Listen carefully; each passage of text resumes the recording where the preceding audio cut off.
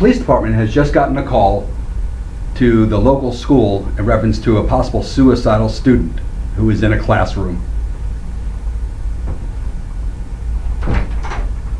How you doing, Officer Jones? How are you?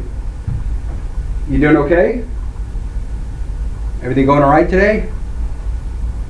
What's bothering you? Can you do me a favor? Can you show me your hands real quick? Can you just take them out of your pockets for me? I'm not here to hurt you. I just want to make sure you're okay. One of your teachers was concerned for your safety, so I want to be able to talk to you. Can you do me a favor and take your hands out of your pockets for me? Son, do you have any ID on you? Can you show me some ID? Drop the weapon, drop it! Thank you very much, suspect. I appreciate your assistance. What you saw today was a short demonstration on police encounter. Now, this is something that we could do, that the police get called to on a daily basis. Suicidal subject either in a marketplace, in a school. And what you see in my hand is what? An everyday eraser, taken right from the board. So, could that have been a deadly encounter? How many people in the audience today would have taken their weapons out and fired at that subject? You would have? Okay. The people that wouldn't, why wouldn't you have? Because you knew we were kind of in a scenario-based situation. But do you think getting a call for service such as that would at least enlighten you and at least raise your awareness as to what's going on? Well, my name is Neil Gang, and I'm here to educate you on police encounters today. And one of my goals, by the time we're done for the next few minutes, is to provide you a better perspective from the officer's experience and what they view and how they evaluate possible threat situations and threat awareness.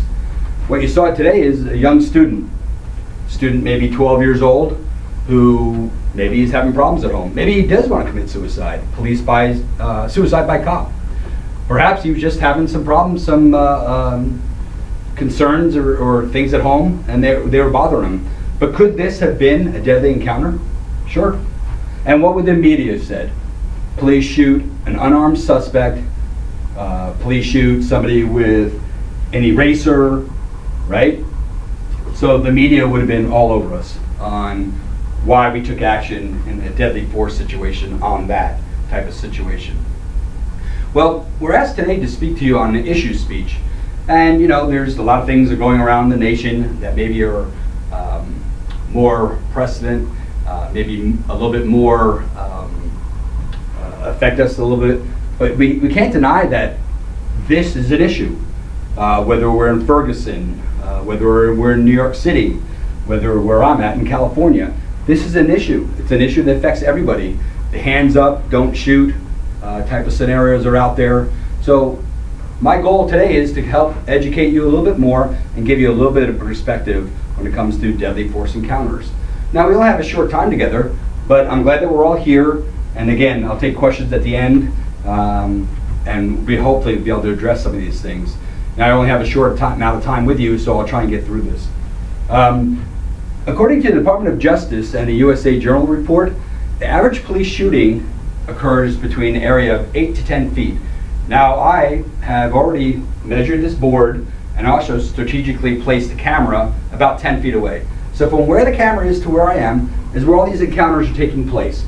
And that's not a whole lot of distance if you're looking at that to be able to take action or to be able to be defensive and try and evaluate a situation. Now, the board here is about 11 feet. So if you have your suspect standing at that side of the board and your police officer standing at this side of the board trying to assess the situation or take action, or even someone who decides to be motivated and take out an eraser, a cell phone, and threaten an officer with that, doesn't give you a whole lot of time to react, does it? So, Hollywood and the TV, they want you to see a different perspective of what goes on, but that's not realistic. So if you see, that's not a whole lot of space to be able to work with. The other thing that we're taught in law enforcement is the 21-foot rule.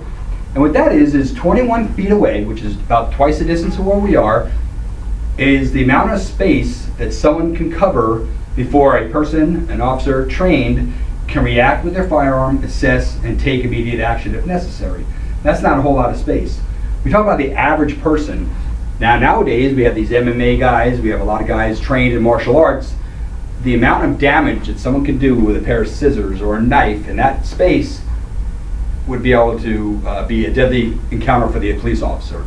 We just don't have enough reaction time to be able to take out your weapon, address what's going on, and then take action if the guy's coming at you. Unfortunately, what we find out is the assailant would be on you, probably stabbing you wherever he could, before you'd be able to react in any successful situation. So, why do these things take place? Well, what's one of the common myths that is out there? Why can't you just shoot the gun out of his hand? Why can't you shoot his leg? Why can't you just shoot to stop, to maim him? Those things aren't realistic. Unfortunately, it's difficult to do those type of things.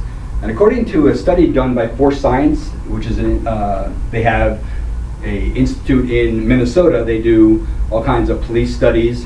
What they determined is that the average strike or hit percentage from an officer shooting his firearm is only 23%. 23%. So about 1 out of every 4 rounds that gets fired strikes the suspect. That's not a very good ratio if you're looking at it, especially when the other part of the study shows that the average round that is fired in a deadly encounter is about 3.15.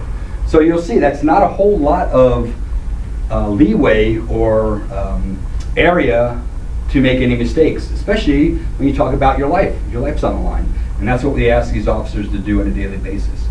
Now, today wasn't here to pick political sides of where you're at on the issue. It's not about trying to say the police are right and the suspects are wrong. That's not what I'm out here. All I wanted to do is take a moment, share with you a short little scenario, and broaden your perspective as to what it is and what the officer sees when it comes to encounters.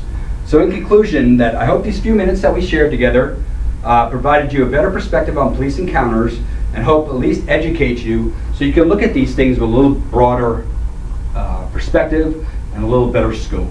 Thank you very much.